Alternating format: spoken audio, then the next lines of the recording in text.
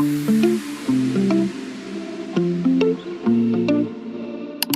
of the time when I design for clients, I pop the question and ask them, what's your preferred roof design? The clients would say, architect, I want a very high roof, a hip roof, a high roof. Interestingly, most of them, 80% always go for the hip roof design.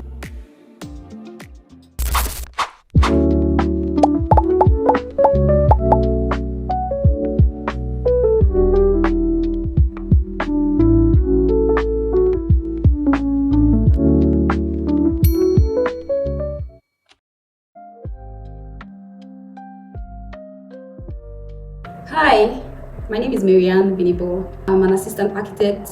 I work with Folsey Group and I'm also a member of the Green Building Council Nigeria.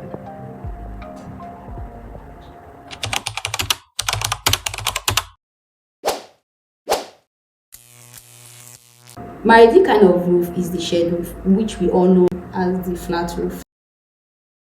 But personally, I can't enforce my opinion on them. But what I do is I advise them on the difference between my ideal kind of roof and their preferred choice of roof design.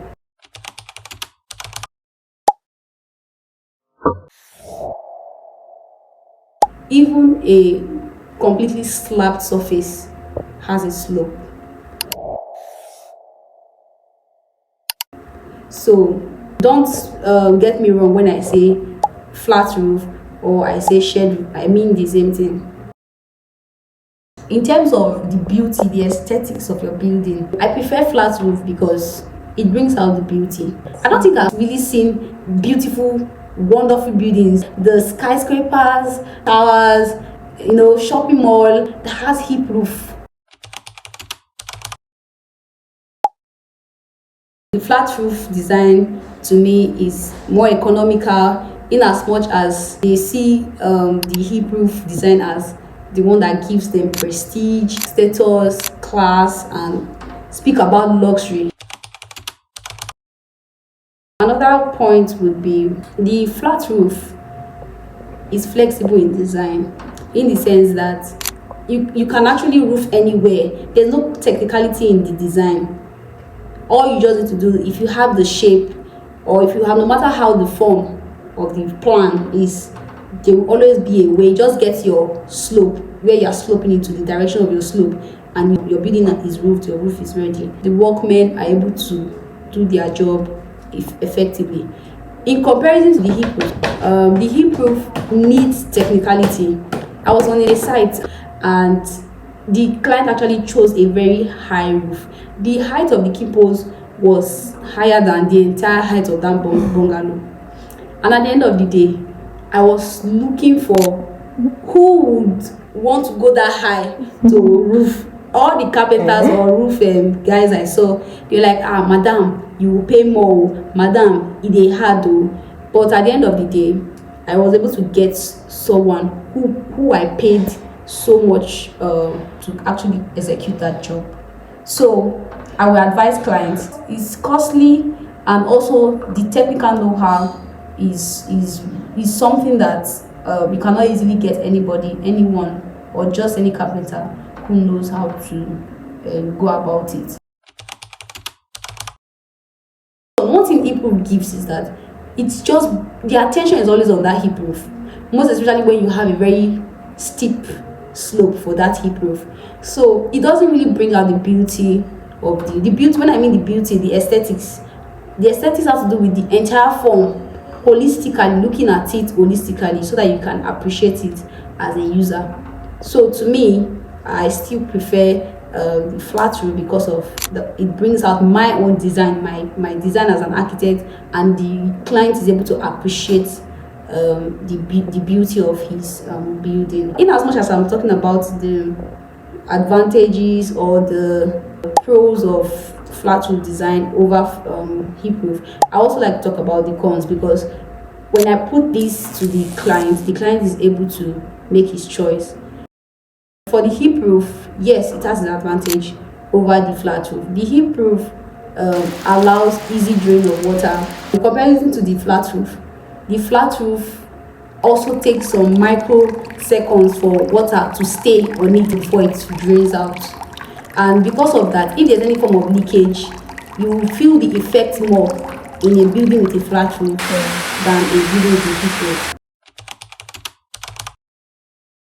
Secondly, in terms of maintenance, similarly, at the initial stage of construction, the heat roof is more expensive, but the flat roof is actually on the long run more expensive because of maintenance costs. So over time, when you try to put all the costs together for maintaining a flat roof design, you may end up having a sum that is up to the heat roof initial cost of construction. So you see that in the long run, the flat roof is more expensive, while the heat roof has lesser maintenance and cost. The heat roof also has an advantage in terms of installations, like solar installations. For those of us that like to have solar in our houses, not like you can't install solars on flat roof, but for maximum harvesting of sunlight, you will get more impact. The solar panels will be able to harvest solar lights when it is installed on a heat roof because of the direction it's facing to the sun. So unlike the flat roof, you have to start looking for direction, or you look for bars, all these angular bars to help support the positioning of your solar panels. For the heat roof again is heat, which is one general factor, although they are passive way for solving that problem. But the major problem of flat roof over heat roof is flat roof absorbs heat more than the heat roof.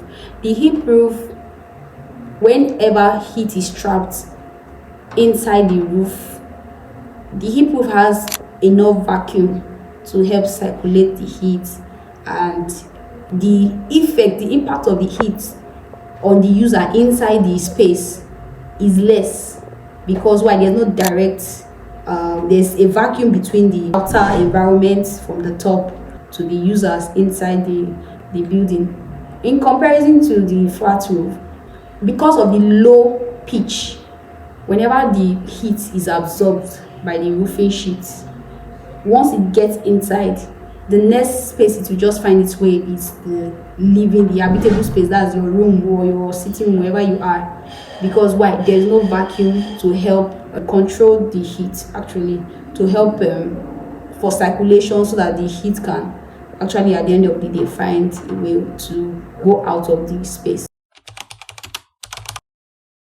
So basically, most persons feel like when you are in a flat roof building, it's hotter than when you are in a heat proof building. Well, actively yes, but there are passive ways to correct it. Like I said, we can introduce what we call breathing roof. Take note, a heat roof is not breathing until there is a room for escape for that heat, for that hot air. So if you design a heat roof, this is an advice to designers or builders. If you are designing a heat roof for a client who is insisting that he wants a heat roof, no problem.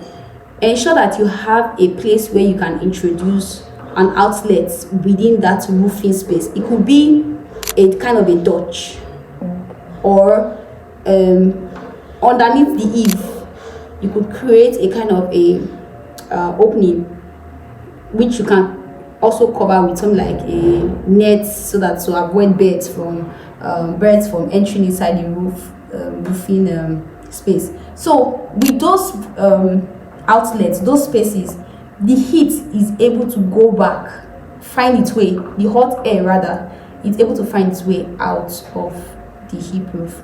So that's a passive way to handle to actually handle hot air in the heat roof.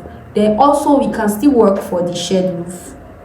You can still work for the shed roof or the gable roof. So it's just the way you try to handle stack effects, hot air, rising hot air, and also finding a way to allowing the building itself, expel hot air from it, probably through the roof or other methods. Other methods like your window cross ventilation and all of that. So, well, basically, I think there are more, but I would just stop here because these are the common ones. Well, if you have any more suggestions, you can drop it on the comment section. Thank you for listening. I hope you learned something today. Bye.